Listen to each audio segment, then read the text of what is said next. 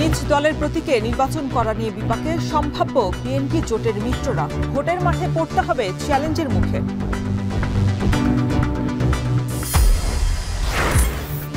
কুমিল্লা সীমান্তে বাড়ছে বিদেশি অস্ত্রের চালান, নির্বাচন ঘিরে অরাজকতা আর সহিংসতার পরিকল্পনার সংখ্যা, বাড়ছে উদ্বেগ। সিলেটে ভূমিকম্পের ঝুঁকি থাকলেও গড়ে উঠছে বহুতল ভবন, অজানা কারণে থমকে আছে দুর্যোগ মোকাবেলার কার্যক্রম। এবং কানাডায় বিদেশিদের জন্য উচ্চশিক্ষা সংকুচিত হলেও বাড়ছে স্থায়ী আবাসন, সুযোগ কাজে লাগাতে দক্ষতা বাড়ানোর তাগিদ।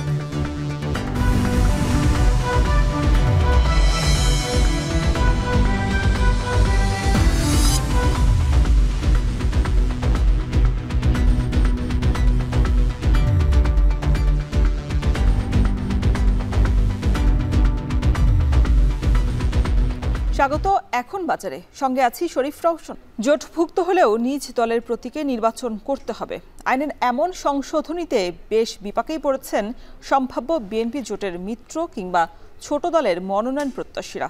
তারা বলছেন নিজ দলের প্রতীক নিয়ে নির্বাচন করলে ভোটের মাঠে অনেক চ্যালেঞ্জের মুখে পড়বেন তারা, তাই এমন সিদ্ধান্ত মানতে নারাজ তারা। যদিও নিজ দলের প্রতীক নিয়েই শেষ পর্যন্ত ভোটে নামার প্রস্তুতি নিচ্ছেন তারা। বিস্তারিত দেখুন তানজিলা খান মিমের প্রতিবেদনে। রাজধানীর আগারগাঁও এলাকায় বিশাল এক বিলবোর্ড ঝুলছে ঢাকা ১৩ আসনের সম্ভাব্য বিএনপি জোটের সংসদ সদস্য প্রার্থী ববি হাজ্জাজের। বিলবোর্ডে বলা হচ্ছে ধানের শীষে ভোট দিন, অথচ ববি হাজ্জাজ নির্বাচন কমিশনেরই নিবন্ধিত আরেকটি দলের চেয়ারম্যান, যার প্রতীক সিংহ। সংশোধিত আরপিও অনুযায়ী ধানের শীষ নয়, তাকে ভোট চাইতে হবে নিজ দলের মার্কা সিংহ প্রতীকেই। কিন্তু ইতোমধ্যেই যারা বিগত দিনের ধারা মেনে জোট বেঁধে অন্য দলের প্রতীক ব্যবহারের চেষ্টা করেছেন, তারা বলছেন নির্বাচন কমিশনের এমন সিদ্ধান্তে তাদের রাজনৈতিক অধিকার খর্ব করা হচ্ছে। একই সাথে অন্তর্বর্তীকালীন সরকারের অবস্থান নিয়েও প্রশ্ন তুলছেন তারা। গণতন্ত্রকে কিভাবে উদ্ধার করা হচ্ছে এই আরপিওতে, এই সংশোধনটার মাধ্যমে? রাদার আরো রাজনৈতিক অধিকার যা যা ছিল এটা তো খর্ব করা হচ্ছে।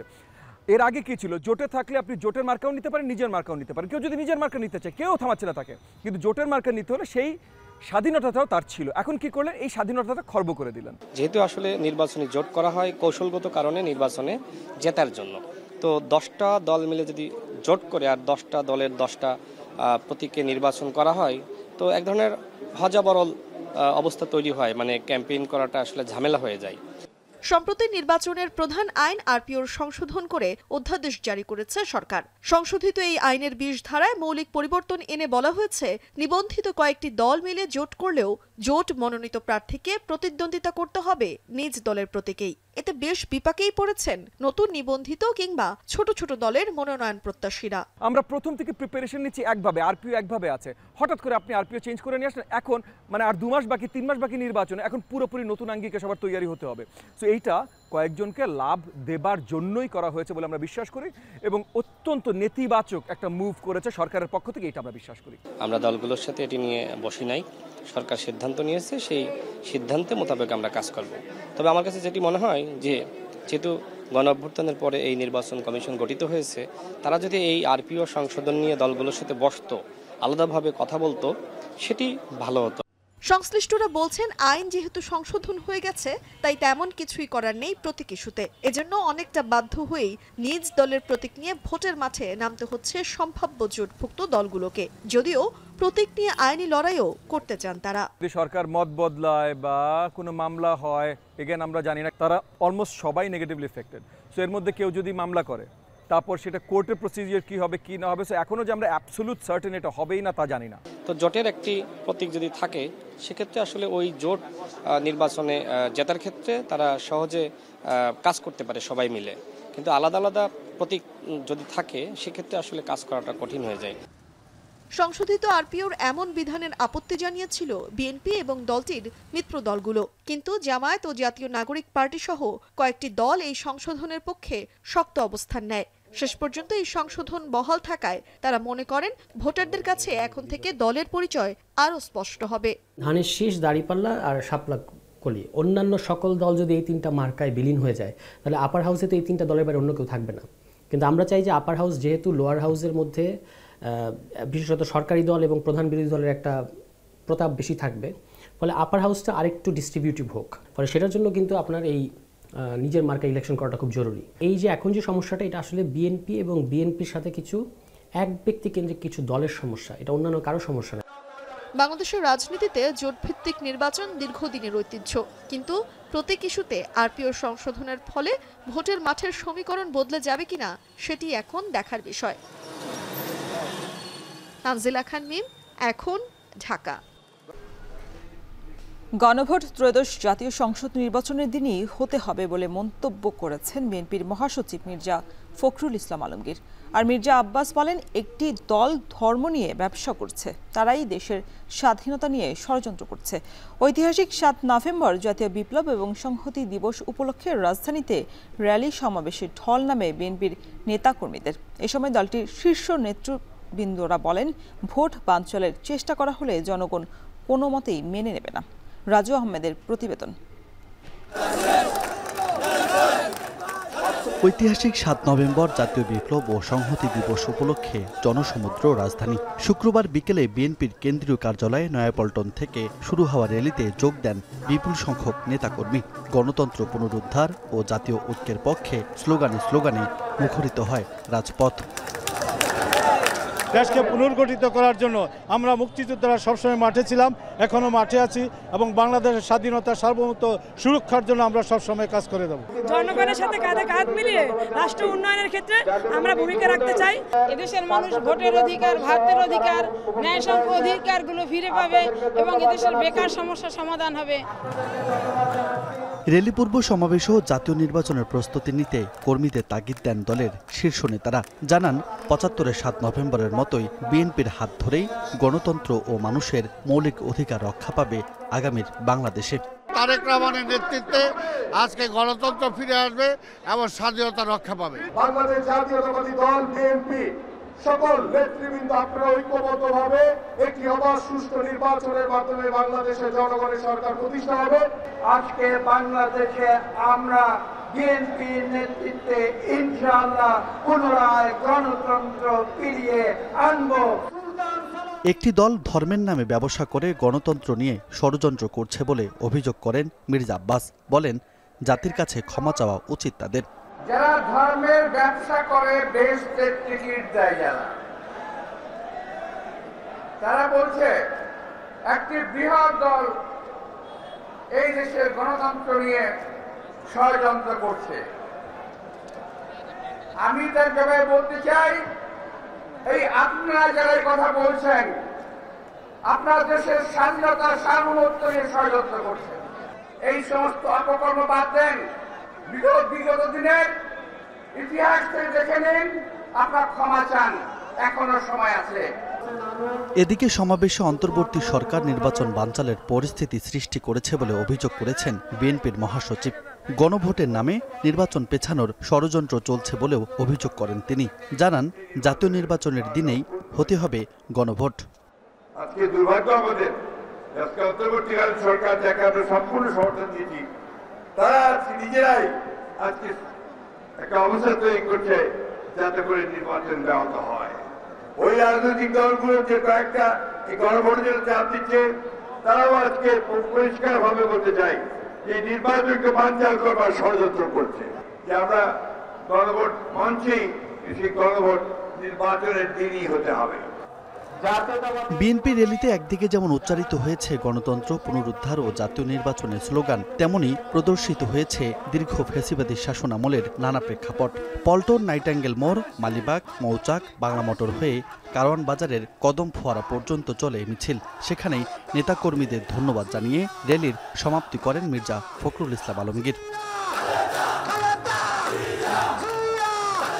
রাজু আহমেদ, এখন, ঢাকা।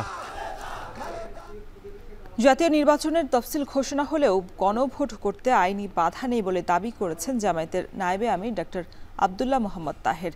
ঢাকা মহানগর দক্ষিণ জামায়াত আয়োজিত জাতীয় বিপ্লব এবং সংহতি দিবসের আলোচনা সভায় তিনি আরও বলেন, একটি দল সংস্কার চায় না বলেই গণভোটও চায় না।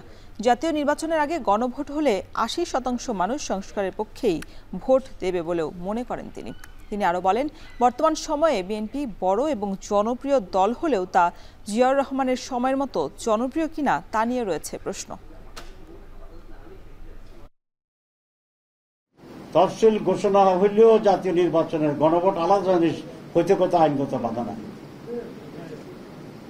সুতরাং ঠেলে ঠুলে কদ্দুর নিবেন।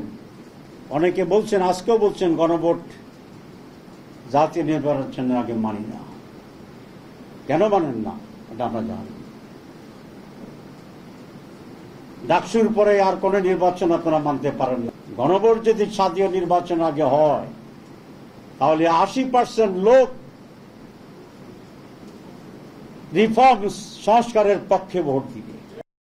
কুমিল্লার ভারত সীমান্ত প্রায় 106 কিলোমিটার বিস্তৃত। এই সীমান্ত এলাকা দেশের জন্য শুধু ভূ রাজনৈতিক গুরুত্বই বহন করে না, পাশাপাশি নিরাপত্তার জন্য এক বড় চ্যালেঞ্জ। কুমিল্লা সীমান্তের এই পথে প্রতিনিয়তই বাড়ছে বিদেশি অস্ত্রের চলান। নির্বাচন ঘিরে দেশে অরাজকতা তৈরি এবং সহিংসতা বাড়াতেই আনা হচ্ছে এসব অস্ত্র, এমনটাই মনে করছেন বিজিবি। মাসুদ আলমের প্রতিবেদন, ছবি তুলেছেন ফোরকান হোসেন। বাংলাদেশ ভারত সীমান্ত ঘেঁষা কুমিল্লার যশপুর এলাকা। দিনের আলো ফোটার আগেই অভিযান চালায় বর্ডার গার্ড বাংলাদেশ বিজিবি। মাদকের খোঁজে গিয়ে হাতে আসে অস্ত্রের চোরাচালানের নতুন চিত্র। মাদকের আড়ালে আসা প্যাকেট থেকে জব্দ করা হয় 2টি বিদেশি পিস্তল, 2টি ম্যাগজিন ও 2 রাউন্ড গুলিসহ বেশ কিছু আগ্নেয়াস্ত্র। এ নিয়ে উদ্বেগ বাড়ছে স্থানীয় পর্যায়ে।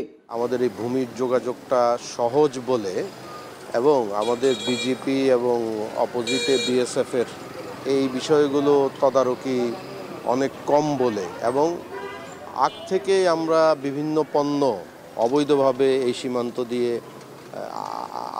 আনা নেওয়া করছি, চোরাচালানের একটা স্বর্গরাজ্য তৈরি হচ্ছে।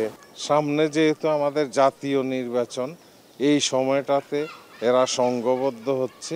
আমার মনে হয় যে এই সীমান্ত আরও সতর্ক হওয়া দরকার। বিজিবি বলছে, কুমিল্লার সীমান্তকে ট্রানজিট পয়েন্ট হিসেবে ব্যবহার করছে অস্ত্র চোরাচালানকারীরা। আসন্ন জাতীয় সংসদ নির্বাচন ও অভ্যন্তরীণ রাজনৈতিক পরিস্থিতিকে ঘিরে দেশে অস্থিতিশীলতা তৈরির পরিকল্পনায় এ অস্ত্র ঢোকানো হচ্ছে বলে আশঙ্কা তাদের। আগে থেকেই গোয়েন্দা ইনফরমেশন তথ্য ছিল, এটা জেনারেল ইনফরমেশন, যে এই নির্বাচন কেন্দ্রিক দেশে একটা অরাজকতা তৈরির জন্য পার্শ্ববর্তী দেশ থেকে অস্ত্র আসার একটা সম্ভাবনা রয়েছে এবং বিভিন্ন জায়গায় কিন্তু অস্ত্র উদ্ধারও হয়েছে। আমরা কিন্তু অস্ত্রের যাতে কোনো ধরনের চোরাচালান হতে না পারে সেই ব্যাপারে আমরা পূর্বের তুলনায় অনেক বেশি তৎপর রয়েছি। চলতি বছরের গেল 10 মাসে সীমান্ত এলাকায় চোরাচালানকৃত প্রায় 60 কোটি টাকা মূল্যের মালামাল জব্দ করা হয়েছে, যেখানে আছে অস্ত্র ছাড়াও মাদক, আতশবাজি ও পোশাক সহ বিভিন্ন ভারতীয় পণ্য। আমরা কিন্তু কন্টিনিউয়াস এই যে কোথা থেকে অস্ত্র আসে কিংবা কাদের কাছে এগুলো সরবরাহ যাচ্ছে এবং যারা অস্ত্র পূর্বে থেকে অস্ত্র ব্যবসায়ী, সন্দেহজনক অস্ত্র ব্যবসায়ের সাথে জড়িত রয়েছে, তাদের উপর নজরদারি আমরা কন্টিনিউ রেখেছি। তথ্য বলছে, সীমান্ত পথে অস্ত্রের অবৈধ চোরাচালান ছাড়াও গেল 2 মাসে কুমিল্লায় বিভিন্ন ধরনের 12টি আগ্নেয়াস্ত্র জব্দ করেছে আইন শৃঙ্খলা বাহিনী। মাসুদ আলম, এখন কুমিল্লা। দেশের উত্তর পূর্বাঞ্চলে প্রায় 80 বর্গ কিলোমিটার আয়তনের শহর সিলেট। 2022 সালের পর ছোট্ট এই শহরে এখন পর্যন্ত ছোট বড় মিলিয়ে ভূমিকম্প হয়েছে অন্তত 27 বার, যার মধ্যে 5 মাত্রারই ভূমিকম্প হয়েছে 3 বার, আর বাকিগুলো 4 মাত্রার বেশি। এলাকাটিতে ভূমিকম্পের ঝুঁকি থাকলেও দুর্যোগ মোকাবেলার কার্যক্রম থমকে আছে কোনো এক অজানা কারণে। জরিপ চালিয়ে বিশেষজ্ঞরা বেশ কিছু সুপারিশ করলেও তা আমলে নেয়নি কেউ, ফলে আতঙ্কে দিন কাটাচ্ছেন নগরবাসী। গোলজার আহমেদের প্রতিবেদন, ছবি তুলেছেন অনিল পাল। সিলেট নগরের প্রাণকেন্দ্র জিন্দাবাজারের পুরনো মার্কেট রাজা মেনশন। 2019 সালে একাধিক ভূমিকম্পের পর সিটি কর্পোরেশনের জরিপে ভবনটি ঝুঁকিপূর্ণ হিসেবে চিহ্নিত হয়। এরকমভাবে সিলেটের Surma market, city supermarket, Madhuban supermarket সহ 7টি বিপণী বিতানকে ভেঙে সংস্কার করার নির্দেশ দিলেও এখন কেবল রং পাল্টে ভবনের কার্যক্রম চালাচ্ছেন সংশ্লিষ্টরা। 6 বছর আগে ঝুঁকিপূর্ণ ঘোষণা করা হলেও এসব ভবনের ব্যাপারে এখনও নির্বিকার সিটি কর্পোরেশন। ফলে ভূমিকম্প প্রবণ সিলেটে ঝুঁকি আরও বাড়াচ্ছে এসব ভবন। গত 2-3 মাসের ভিতরে আমরা বেশ কয়েকটি ভূমিকম্প আমরা সিলেট অঞ্চলে দেখছি। এটা আমাদের জন্য অবশ্যই একটা ঝুঁকির একটা বার্তা দিয়ে যাচ্ছে। ঝুঁকিপূর্ণ অভাব নাই, প্রচুর ঝুঁকিপূর্ণ বিল্ডিং আছে, কিন্তু একটা কোনো পদক্ষেপ নেই। যখনই আসলে ভূমিকম্প হয় তখনই আসলে কর্মকর্তা যারা আছে তারা নানান উদ্যোগ নেয়, আলোচনাটি চলে যায়, তখন আসলে কিন্তু আমরা দেখি বিদ্যমান কোনো কাজ কিন্তু আমরা এখন পর্যন্ত দেখতে পাই না।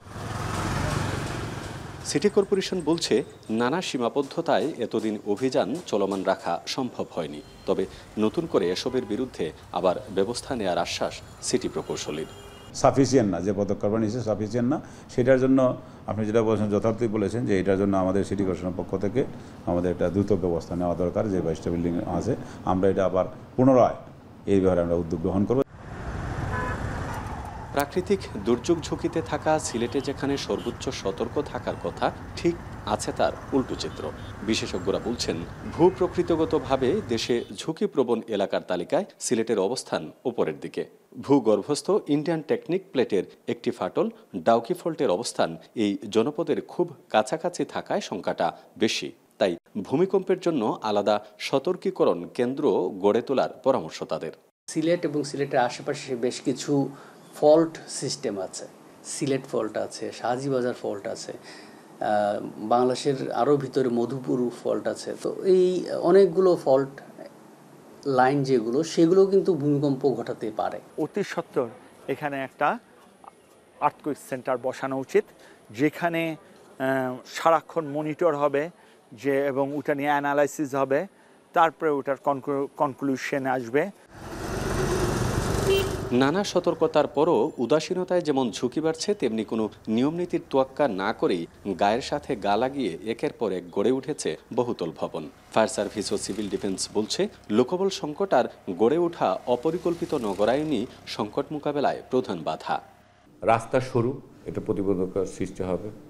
এরপরে হলো যে পরিকল্পিতভাবে না হওয়ার কারণে প্রতিবন্ধকতার সৃষ্টি হবে। এরপরে যে পুরনো যে ভবনগুলো আছে সেগুলোর কারণে রাস্তা ভেঙে অল্পতেই ভেঙে পড়ে যেতে পারে। বিশেষজ্ঞরা বলছেন সিলেটের বড় দুর্যোগ মোকাবেলায় শুধু সচেতনতা বাড়ালেই চলবে না, বরং যুগোপযোগী প্রশিক্ষণ ও কমিউনিকেশন শক্তিশালীকরণের দিকে নজর দিতে হবে সরকারকে। নোয়াখালীর বাজারে কমেছে দেশি মাছের দাম। গত এক মাসের ব্যবধানে অধিকাংশ বড় আকারের মাছ কেজি প্রতি 100 থেকে 120 টাকা এবং ছোট আকারের মাছ 60 থেকে 80 টাকা কমেই কিনতে পারছেন ক্রেতারা। এদিকে অসময়ের বৃষ্টিতে জামালপুরে আগাম শীতকালীন সবজি নষ্ট হয়ে যাওয়ায় বাড়তি সব ধরনের সবজির দাম। কেজি প্রতি দাম বেড়েছে 20 থেকে 30 টাকা পর্যন্ত। এ বিষয়ে বিস্তারিত জানাতে নোয়াখালীর পৌর বাজার থেকে নাসিম শুভ এবং জামালপুর সদর উপজেলার বিনন্দের পাড়া সবজির বাজার থেকে যুক্ত হয়েছেন জুয়েল রানা। তবে শুভ, আপনার কাছে শুরুতে জানতে চাই, বাজারে মাছের দাম কেমন দেখছেন আর দাম নিয়ে ক্রেতা বিক্রেতারা সন্তুষ্ট কিনা?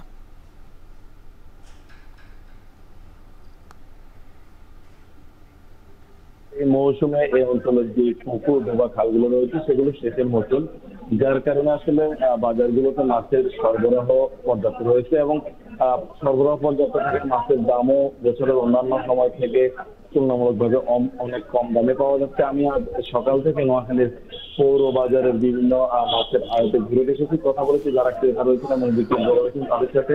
তো তারা সবাই জানিয়েছেন আসলে বছরের অন্যান্য সময়ের মাছের যে দাম সেটি থেকে তুলনামূলকভাবে অনেকটা কম দাম বর্তমানে রয়েছে। তো আমি মাছের যারা বিক্রেতা রয়েছেন, পাইকার রয়েছেন, তাদের থেকে যেটি জানতে পেরেছি সেটি হচ্ছে বড় আকারের যে রুই, কাতল, নিকেল সহ বড় আকারের যে মাছগুলো রয়েছে সেগুলো গত মাসের শুরুর দিকে যেগুলো কেজি প্রতি 450 থেকে 60 টাকায় বিক্রি হচ্ছিল সেগুলো এখন 360 থেকে 370 টাকা দামও বিক্রি হচ্ছে।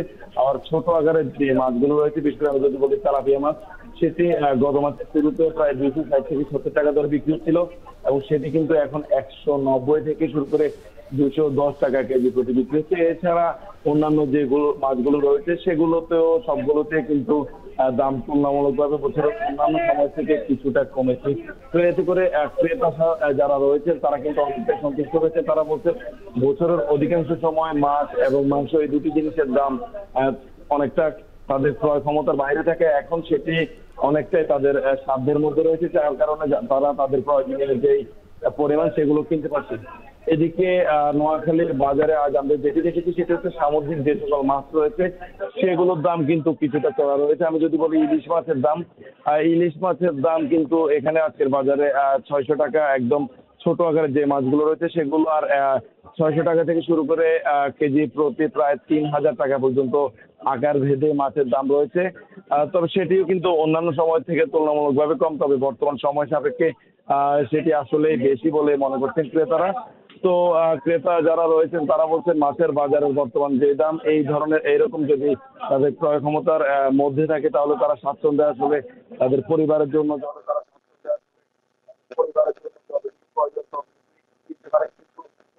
বেড়ে যায়, সেই সময় তারাও কিনতে অনেকটা বেগ পেতে হয়। তো এই ছিল আসলে নোয়াখালী থেকে মাছের বাজারের আমার কাছে এখন অব্দি সবশেষ। রৌশন। জুয়েল, জামালপুরে বাজারে আগাম শীতকালীন সবজির সরবরাহ কেমন দেখছেন? আর যেহেতু বৃষ্টির কারণে অনেক সবজি নষ্ট হয়ে গেছে, সেই ক্ষেত্রে দামের বিষয়ে তারতম্যটা কেমন মনে হচ্ছে?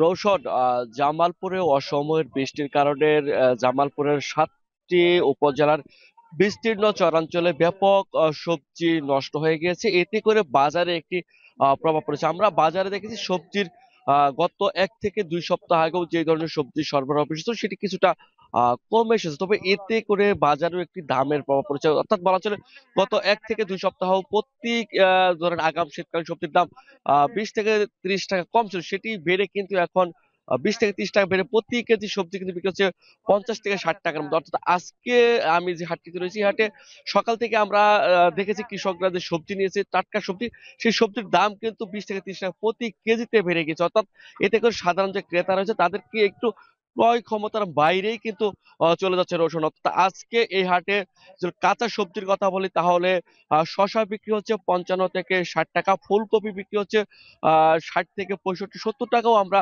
বিক্রি করতে দেখেছি। টমেটো বিক্রি হচ্ছে 80 থেকে 90 টাকা, কাঁচামরিচ বিক্রি হচ্ছে 100 টাকা ধরে। অর্থাৎ মিষ্টি লাউ, জাত লাউ সেগুলো বিক্রি হচ্ছে প্রতি পিস 50 থেকে 70 টাকা পর্যন্ত আমরা বিক্রি করতে হাটে দেখেছি। এছাড়াও পেঁপে 20 টাকা কেজি বিক্রি হচ্ছে, চিচিঙ্গা, পটল সেগুলো 50 থেকে 60 টাকার মধ্যে বিক্রি হচ্ছে। অর্থাৎ এই যে শীতকালীন সবজি সেটির দাম কিন্তু বেড়েই চলছে। অর্থাৎ আরেকটি বিষয় বলা চলে, এই হাটে পেঁয়াজ বিক্রি হচ্ছে আজকে 100 টাকা কেজি ধরে, রসুন বিক্রি হচ্ছে 90 টাকা কেজি ধরে। শুধুমাত্র আলুর দাম সেটি কিন্তু এখনো অপরিবর্তিত রয়েছে, অর্থাৎ আলু 18 থেকে 20 টাকা কেজি ধরে আলুর বিক্রি আমরা দেখছি। আরেকটি বিষয় বলা চলে, জামালপুরের কৃষি বিভাগের যে তথ্য রয়েছে সেই তথ্য অনুযায়ী জামালপুরের 17,000 হেক্টর জমিতে আগাম শীতকালীন সবজির চাষ শুরু হয়েছে এবং চাষ চলছে। এতে করে কৃষি বিভাগ 4,76,000 মেট্রিক টন সবজি উৎপাদনের লক্ষ্যমাত্রা নির্ধারণ করেছে, যার বাজার মূল্য দাঁড়িয়েছে প্রায় 1,000 কোটি টাকা। বলা চলে এই যে বিশাল সবজির বাজার মূল্য সেটি কিন্তু বৃষ্টিতে নষ্ট হয়ে যাওয়ার কারণে একটি প্রভাব কিন্তু আমরা বাজারে, খুচরা বাজারে দেখতে পাচ্ছি। আর আরেকটি বিষয় বলা চলে, এখানকার সবজি কিন্তু ঢাকা, রাজধানী সহ সারা দেশেই কিন্তু ছড়িয়ে দেওয়া হয়। অর্থাৎ এই বৃষ্টির কারণে ব্যবসায়ীদের একটু দাম বেড়ে যাওয়ার কারণে সাধারণ মানুষ তাদের মধ্যে ক্রয় ক্ষমতার বাইরে চলে যাচ্ছে। আরেকটি বিষয় বলা চলে, এতে করে সাধারণ মানুষ ক্ষতিগ্রস্ত হচ্ছে। আরেকটি বিষয় বলতে, কৃষকরা আর্থিকভাবে অনেকটা ক্ষতির মুখে পড়েছে। তার একটি কারণ হচ্ছে বিঘাপতি কৃষকদের সবজি উৎপাদন করতে 35 থেকে 45 হাজার টাকা পর্যন্ত খরচ হচ্ছে। এতে করে তাদের সার, বিষ, কীটনাশক যে রয়েছে সবকিছুর খরচ কিন্তু বেড়ে যাচ্ছে। সেদিক থেকে অনেক কৃষক ধার দেনা করে তারা কিন্তু এই সবজি উৎপাদন করেছিল। বৃষ্টির কারণে সবজি নষ্ট হয়ে যাওয়ার কারণে তারা আর্থিকভাবে অনেকটাই ক্ষতির মুখে পড়ছে। এই ছিল জামালপুর থেকে আমার কাছে সবশেষ সবজির দরদাম। রৌশন। দর্শক, ঢাকার বাইরের সবজি এবং মাছ বাজারের পরিস্থিতি জানাতে যুক্ত ছিলেন সহকর্মীরা। দেশের সবচেয়ে মজবুত আরএফএল ল্যাডার, যা 6061 গ্রেড অ্যালুমিনিয়ামে তৈরি। শক্তিশালী এমএস ক্রসবার নিশ্চিত করে সর্বোচ্চ নিরাপত্তা। RFL ladder. নেত্রকোনার হাওর বেষ্টিত উপজেলা মোহনগঞ্জে হাঁসের ডিমের বাজারে প্রতি হাটে বিক্রি হয় কয়েক লক্ষাধিক ডিম। নেত্রকোনা এবং সুনামগঞ্জ সহ অন্তত 5টি হাওর উপজেলার খামারিরা ডিম নিয়ে আসেন এই বাজারে। তবে দাম ওঠানামা করায় প্রতিনিয়তই ক্ষতিগ্রস্ত হচ্ছেন তারা। তাদের অভিযোগ, সিন্ডিকেট করে কমানো হচ্ছে ডিমের দাম। রিফাত আহমেদের প্রতিবেদন। বাজারের এক পাশ থেকে আরেক পাশে সারি সারি রাখা হয়েছে হাওরপাড়ের খামারিদের উৎপাদিত হাঁসের ডিম। এটি হাওরপাড়ের অন্যতম বড় হাঁসের ডিমের বাজার। 25 বছর ধরে মোহনগঞ্জে ডিমের ব্যবসা করেন তরিকুল ইসলাম। প্রতি সপ্তাহেই মোহনগঞ্জ সহ হাওরের আশপাশের বেশ কয়েকটি বাজার থেকে ডিম কিনেন তিনি, যা পরবর্তীতে সরবরাহ করেন বিভিন্ন বাজারে। নেত্রকোনা জেলা মোহনগঞ্জ বাজার শেখবাড়ির মোড়, এখানে প্রতি সপ্তাহে ডিমের হাট হয়। পর্যাপ্ত পরিমাণ ডিম আসে, আমরা এখান থেকে পাইকারি দরে কিনে ঢাকায় সাপ্লাই করি। এখানে প্রায় 2 লক্ষ ডিম ওঠে। তরিকুলের মতো প্রতি বাজারে ডিম কিনে ব্যবসায়ীরা নিয়ে যান ঢাকা সহ দেশের বিভিন্ন স্থানে, যার ফলে প্রতি বাজারেই ওঠানামা করে ডিমের দাম। রাজধানীর বাজারের সঙ্গে মিলিয়ে দাম ঠিক রাখার কথা থাকলেও তা অনেকটাই নির্ভর করে মহাজনদের মর্জির উপর।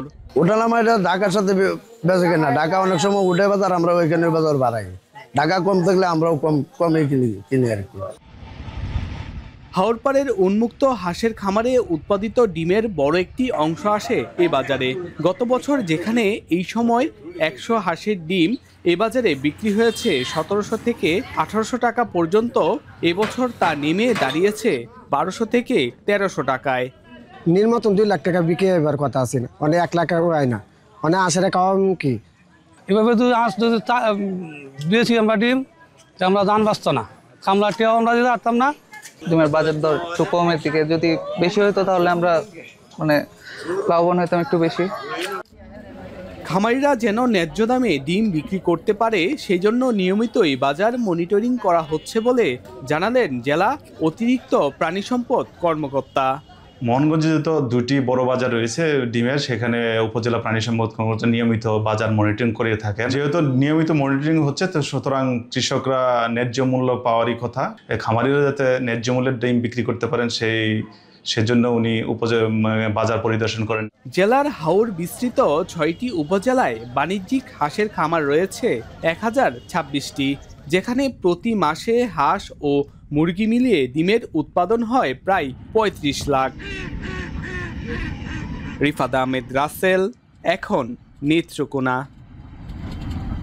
মাছ এবং হাঁস মুরগির খাবারে কোম্পানি নির্ভর পশু খাদ্য বা ফিডের বিকল্প হিসেবে দিন দিন চাহিদা বাড়ছে কালো সৈনিক পোকার। এই পোকা চাষ করে নিজেদের পুকুর এবং মুরগির খামারের চাহিদা মেটানোর পাশাপাশি বিক্রি করে লাভবান হচ্ছেন খামারিরা। আগ্রহীদের পোকা চাষে প্রশিক্ষণ দেওয়ার কথা জানিয়েছে স্থানীয় মৎস্য বিভাগ। নগর প্রতিনিধি আব্বাস আলীর পাঠানো প্রতিবেদন। কালো সৈনিক পোকা উৎপাদনে আলাদা কোনো খাবারের প্রয়োজন হয় না। ময়লা ও আবর্জনা থেকে 5টি ধাপে 15 থেকে 16 দিনে উৎপাদিত হয় এ পোকা। এরপর ব্যবহৃত হয় মাছ ও মুরগির খাবার হিসেবে।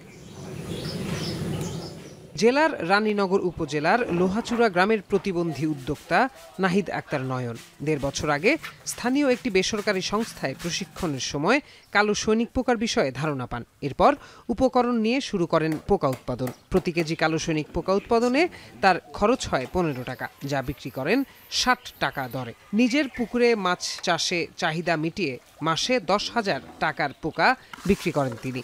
প্রত্যেক সপ্তাহে প্রায় 1 মণ পোকা চাষ হচ্ছে, আলহামদুলিল্লাহ বিক্রি হচ্ছে। আমার পুকুরের খাবার বাদ দিয়ে প্রত্যেক সপ্তাহে আমি 1 মণ করে বেচছি আল্লাহর রহমতে।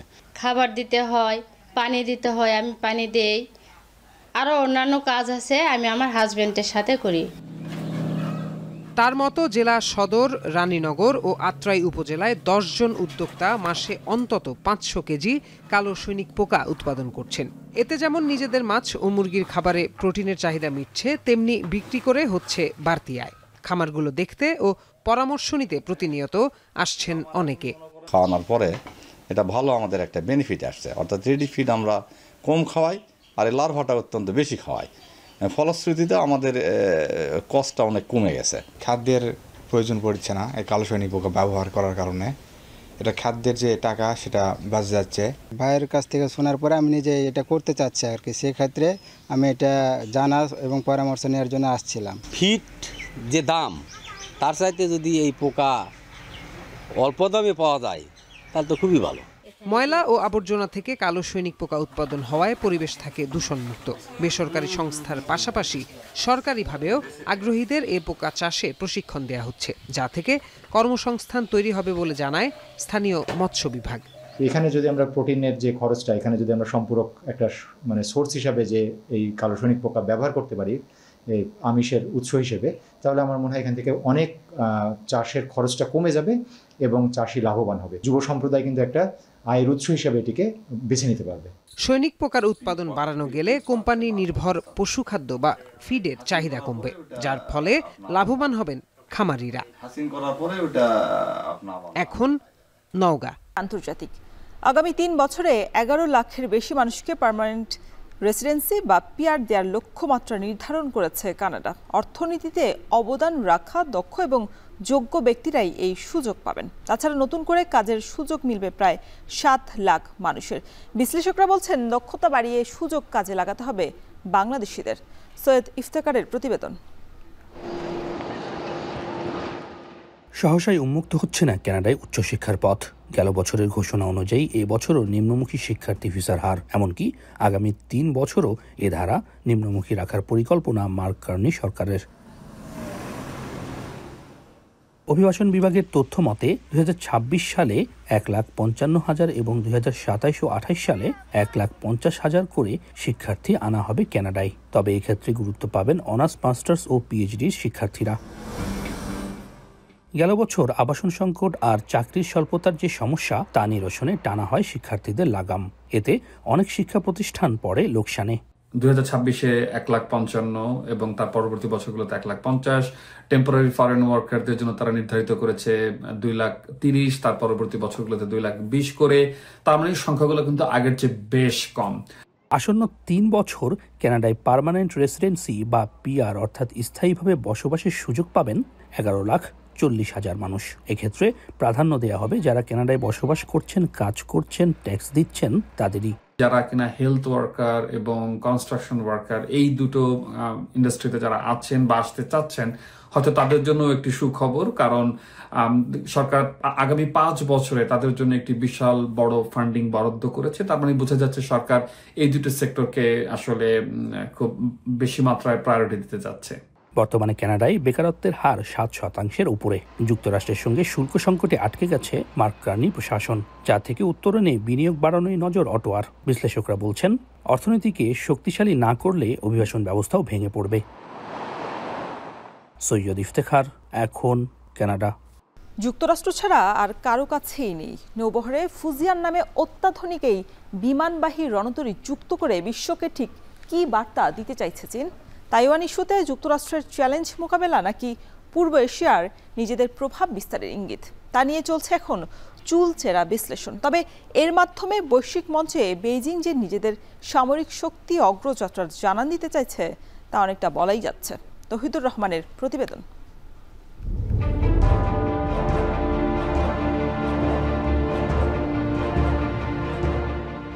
নৌবহরে তৃতীয় ও সবচেয়ে বড় বিমানবাহিনীর রণতরী ফুজিয়ান যুক্ত করে বিশ্বকে তাক লাগিয়ে দিয়েছে চীন। এতে করে বেইজিংয়ের সামরিক শক্তি বৃদ্ধি এবং নৌক্ষমতা প্রসঙ্গ নিয়ে আলোচনা এখন তুঙ্গে। নৌ আধিপত্যে যুক্তরাষ্ট্রকে টেক্কা দিতেই চীন এই পথে হাঁটছে বলে ধারণা বিশ্লেষকদের। কারণ যে কোনো সময় চীন তাইওয়ান উত্তেজনা চরমে পৌঁছালেই রণতরী মোতায়েন করে বেইজিংকে দমানোর চেষ্টা করে তাইপের ঘনিষ্ঠ মিত্র ওয়াশিংটন। এমন পরিস্থিতি মোকাবিলায় প্রেসিডেন্ট শি জিনপিং অত্যাধুনিক বিমানবাহিনী রণতরী তৈরির নির্দেশ দিয়েছিলেন বলে মনে করা হয়। এটির নামকরণেও মেলে সেই আভাস। তাইওয়ানের বিপরীতে অবস্থিত ফুজিয়ান প্রদেশের নামানুসারেই রণতরীটির নাম রেখেছে চীন। এখন বড় প্রশ্ন হলো, শক্তির দিক দিয়ে যুক্তরাষ্ট্রের চেয়েও কি এগিয়ে চীনের বিমানবাহিনীর রণতরী ফুজিয়ান? তথ্য বলছে এটিতে ব্যবহার করা হয়েছে ইলেকট্রোম্যাগনেটিক এয়ারক্রাফট লঞ্চ সিস্টেম বা ইমালস। এতে রণতরীতে থাকা যুদ্ধ বিমানগুলো অনেক বেশি অস্ত্র ও জ্বালানি নিয়ে উড়তে এবং দূরে থাকা লক্ষ্যবস্তুতে আঘাত হানতে সক্ষম।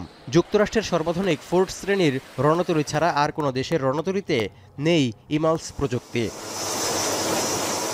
চীনা গণমাধ্যমের তথ্য বলছে একই প্রযুক্তির হলেও যুক্তরাষ্ট্রের রণতরী থেকেও ফুজিয়ান বেশি শক্তিশালী। আরও বেশি এগিয়ে থাকতে আরেকটি রণতরী তৈরির কাজ শুরু করেছে বেইজিং, যেটিতে শুধু ইমালস প্রযুক্তিই নয়, পারমাণবিক শক্তি চালিত হবে বলেও ধারণা করা হচ্ছে। এই অবস্থায় নতুন করে আলোচনায় পারমাণবিক অস্ত্র খাতে চীনের অগ্রগতি প্রসঙ্গ। চীন ও রাশিয়ার পারমাণবিক অস্ত্র পরীক্ষার অভিযোগ তুলে সম্প্রতি মার্কিন প্রেসিডেন্ট ডোনাল্ড ট্রাম্প যুক্তরাষ্ট্রে ফের পারমাণবিক অস্ত্র পরীক্ষা শুরুর হুমকির পর থেকে যা কয়েক গুণ বেড়েছে। বিভিন্ন সংস্থার পরিসংখ্যান ও আন্তর্জাতিক গণমাধ্যমের তথ্য বলছে, যে কোনো দেশের তুলনায় দ্রুতগতিতে পারমাণবিক অস্ত্রের মজুদ বাড়াচ্ছে চীন। স্টকহোম ইন্টারন্যাশনাল পিস রিসার্চ ইনস্টিটিউটের তথ্য বলছে, 2023 সাল থেকে প্রতি বছর প্রায় 100টি পারমাণবিক ওয়ারহেড তৈরি করছে বেইজিং।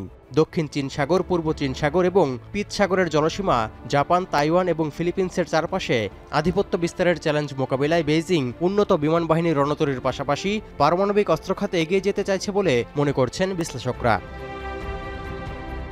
তৌহিদুর রহমান, এখন বিশ্ব।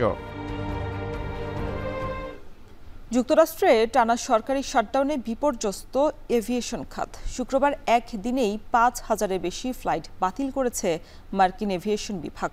বিমান পরিবহন নিয়ন্ত্রণকারীদের উপর চাপ কমাতেই এই সিদ্ধান্ত নেওয়া হয়েছে। এর ফলে দেশটির 40টি ব্যস্ততম বিমানবন্দরের অভ্যন্তরীণ বিমান চলাচল ব্যাহত হওয়ার শঙ্কা তৈরি হয়েছে। এরই মধ্যে বিমানবন্দরগুলো ট্রাফিক কন্ট্রোলারের ঘাটতি দেখা দিতে শুরু করেছে। অতিরিক্ত কাজের চাপে কেউ কেউ অসুস্থ হয়ে পড়েছেন। আর শাটডাউনের কারণে বিনা বেতনে কাজ করা অনেক কর্মী পার্ট টাইম চাকরি করতেও শুরু করেছেন। ফেডারেল এভিয়েশন অ্যাডমিনিস্ট্রেশন জানিয়েছে, শিগগিরই অভ্যন্তরীণ ফ্লাইট চলাচল 4% কমতে শুরু করবে। আর শাটডাউন অব্যাহত থাকলে বিমান চলাচল 15% থেকে 20% পর্যন্ত কমে আসতে পারে।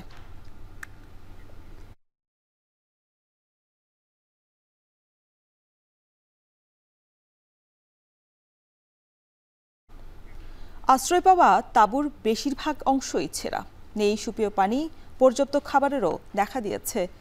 যুদ্ধবিরতির পরও গাজার খান ইউনিস সহ অনেক অঞ্চলের বাস্তুচ্যুত মানুষ এখনও কাটাচ্ছে মানবেতর জীবন। মানবিক সংগঠনগুলোর অভিযোগ, ইসরায়েল ত্রাণ সামগ্রী প্রবেশে গাজা অভিমুখী সব বর্ডার খুলে না দেয় উপত্যকাটির প্রতিটি মানুষের কাছে পৌঁছানো সম্ভব হচ্ছে না তাদের। পাশাপাশি শীতের আগে গাজায় ত্রাণ সামগ্রী সরবরাহের পরিমাণ বাড়াতে তেল আবিবের প্রতি আহ্বানও জানিয়েছে সংস্থাগুলো। অর্ণব প্রসাদের প্রতিবেদন। মানাল সেলেম যুদ্ধবিধ্বস্ত গাজা উপত্যকার এক বাস্তুচ্যুত বাসিন্দা। ইসরায়েলি আগ্রাসনে ভিটেমাটি হারিয়ে 7 সন্তান নিয়ে ঠাঁই মিলেছে খান ইউনিসের একটি তাঁবুতে। কিন্তু পর্যাপ্ত খাবার ও পানির ব্যবস্থা না থাকায় কোনো রকম দিন পাড়ি দিচ্ছেন 52 বছর বয়সী এই নারী। مش قادرين نعيش وبدنا خيم، يعني بنفعش هذا الكلام. الناس اللي تسمعني يا ريت اي واحد يسمعني بالكلام هذا يحاولوا يدبروا لنا خيم. শুধু মানাল সেলেমি নয়, খান ইউনিস সহ গাজার বিভিন্ন অংশের বাস্তুচ্যুত মানুষের গল্প ঠিক এমনই। من الشتاء لانه وضع الخيم عندنا مأساة جدا زي ما انت شايف، الخيم محترقة والشوادر جايبة. المساعدات هذه يا ريت تيجي بشيء رسمي تسلم للناس، يعني انا ما بقدرش يعني انا بنفرم تحت العجل. অক্টোবরে যুক্তরাষ্ট্রের মধ্যস্থতায় হামাস ইসরায়েল যুদ্ধবিরতি কার্যকর হলেও এসব বাস্তুচ্যুত মানুষের জীবনে আসেনি তেমন কোনো পরিবর্তন। এতদিন ইসরায়েলি আগ্রাসনের ভয়ে আতঙ্কে দিন কাটালেও তাদের নতুন শঙ্কার কারণ হয়ে দাঁড়িয়েছে আসন্ন শীত। এরই মধ্যে বিষয়টি নিয়ে উদ্বেগ প্রকাশ করেছে উপত্যকাটিতে কাজ করা বিভিন্ন মানবিক সংস্থা। বাস্তুচ্যুতদের নিয়ে কাজ করা নরওয়েজিয়ান রিফিউজি কাউন্সিল জানায়, গাজায় প্রায় 15 লাখ মানুষের জরুরি ভিত্তিতে আশ্রয় কেন্দ্রের প্রয়োজন। কিন্তু ইসরায়েলি অনুমোদনের অপেক্ষায় প্রচুর পরিমাণ তাঁবু ও অন্যান্য সহায়তা সামগ্রী ঢুকতে পারছে না উপত্যকাটিতে। রয়টার্স জানায়, গাজায় টানা 2 বছরের ইসরায়েলি আগ্রাসনে ঘরবাড়ি হারিয়েছেন প্রায় 23 লাখ বাসিন্দা। এছাড়া যুদ্ধবিরতির পরও গাজায় ত্রাণ সামগ্রী প্রবেশে পূর্ণ প্রবেশাধিকার পাচ্ছে না মানবাধিকার সংগঠনগুলো। ওয়ার্ল্ড ফুড প্রোগ্রাম জানায়, যুদ্ধবিরতির পর থেকে সংস্থাটি গাজায় 20,000 মেট্রিক টন খাবার সরবরাহ করেছে, যা মোট চাহিদার তুলনায় অর্ধেক। উপত্যকাটিতে সংস্থাটির 145টি বিতরণ কেন্দ্রের মধ্যে কার্যক্রম চলছে 44টির।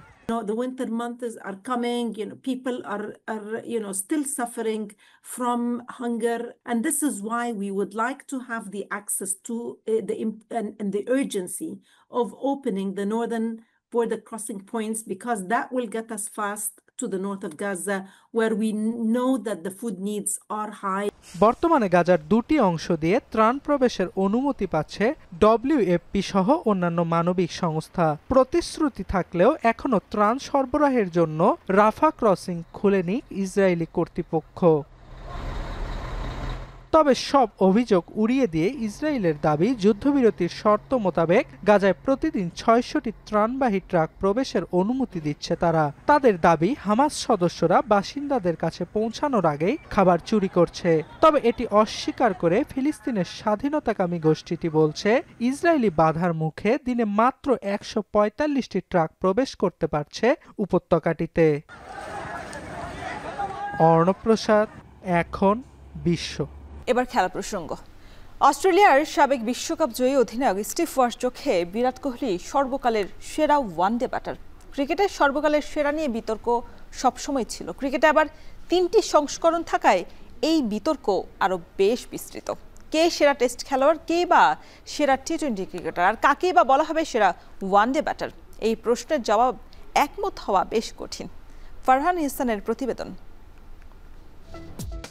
ক্রিকেট খেলায় কে সেরা, ওয়ানডে, টি-20 কিংবা টেস্ট? 3 ফরম্যাটেই আছে ব্যাটারদের অসংখ্য রেকর্ড, কিন্তু ব্যাটারদের তালিকায় কে সেরা তা নিয়ে আছে নানা আলোচনা, তর্ক ও বিতর্ক।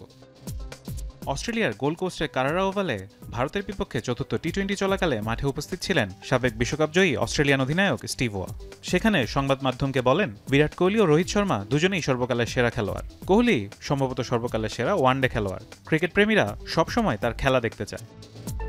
স্টিভের মতে, রোহিত ও কোহলির মতো তারকাদের দেখা সবসময় দর্শকদের জন্য আনন্দের, তবে বয়স ও সূচির চাপের কারণে তাদের সব ম্যাচ খেলা সম্ভব নয়। অস্ট্রেলিয়ার সফরের ওয়ানডে সিরিজ দিয়ে আন্তর্জাতিক ক্রিকেটে ফেরেন দুই অভিজ্ঞ ব্যাটার রোহিত ও কোহলি। এর আগে তারা টেস্ট থেকে অবসর নেন আর টি-20 ছাড়েন গেল বছর জুলাই বিশ্বকাপ জয়ের পর। সংখ্যার বিচারে স্টিভ ওয়ার বক্তব্য যৌক্তিক। আন্তর্জাতিক ওয়ানডেতে সর্বোচ্চ 51 সেঞ্চুরির মালিক কোহলি, পেছনে ফেলেছেন সচিন টেন্ডুলকারের 49 সেঞ্চুরি রেকর্ড। ওয়ানডেতে রান করায়ও কোহলির সামনে এখন কেবলই সচিন। অস্ট্রেলিয়ার বিপক্ষে সিরিজে তিনি কুমার সাঙ্গাকারাকে ছাড়িয়ে ওয়ানডেতে সর্বোচ্চ রান সংগ্রাহকদের তালিকায় উঠেছেন দ্বিতীয় স্থানে। টেন্ডুলকার 452 ইনিংসে করেছেন 18,426 রান, আর কোহলি 293 ইনিংসে করেছেন 14,255 রান। স্টিভ ওয়ার এই মন্তব্যে ক্রিকেট বিশ্বে নতুন করে শুরু হয়েছে সেরার বিতর্ক। স্টিভের পাশাপাশি কোহলিকে সেরা বলেছেন মাইকেল ক্লার্ক, স্টিভেন স্মিথ ও কপিল দেবও।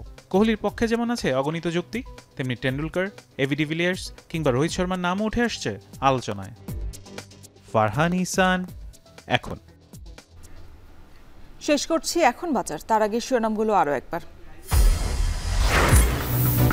নিজ দলের প্রতীকে নির্বাচন করা নিয়ে বিপাকে সম্ভাব্য বিএনপি জোটের মিত্ররা। ভোটের মাঠে পড়তে হবে চ্যালেঞ্জের মুখে।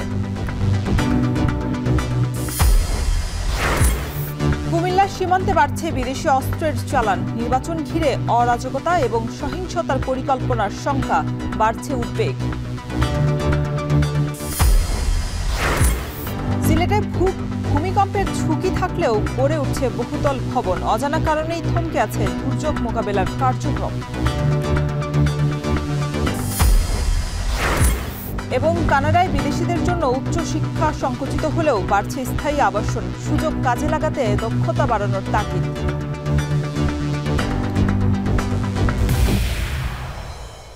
এই ছিল এখন বাজারের আয়োজনে। এখন টেলিভিশন ওয়েবসাইটে দেখতে ভিজিট করুন www.ekon.tv। এছাড়া ফেসবুকে যুক্ত থাকতে ভিজিট করুন facebook.com/tv.ekon এবং ইউটিউবে এখন টেলিভিশন দেখতে ভিজিট করুন youtube.com/c/ekontv।